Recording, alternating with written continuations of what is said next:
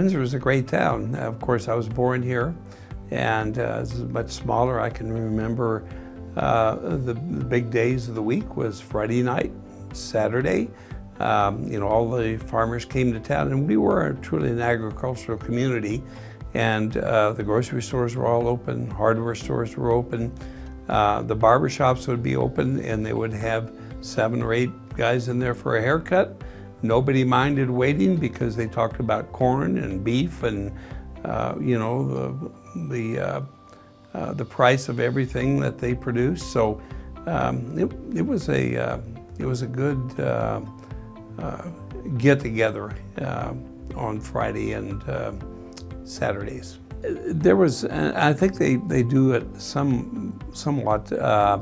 We called it, I think, ridiculous days. They may call it crazy days now. But it was a huge community event, and all the business people downtown pretty well participated. They literally cleaned out stuff that hadn't been selling or whatever. There was like sidewalk sales, and of course we were pretty much an agricultural community at that time.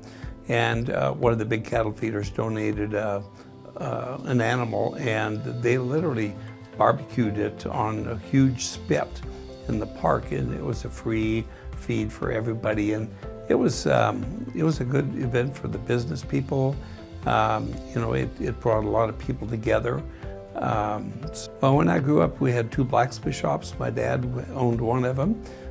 We had, I think, 6 different grocery stores or food outlets. We had a Chevrolet dealer.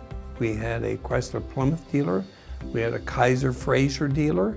And prior to my time, there was also a Ford dealer in town. So we had a lot of different business, tailor shops, shoe shops where you get your shoes resold or whatever. It was truly a small town of the 40s and 50s. It was kind of a Norman Rockwell town. I mean, he could have done a lot of neat paintings from just the life here in Windsor. I know it's not the same as I grew up in the 1950s and 60s, but it's still a good community and good people.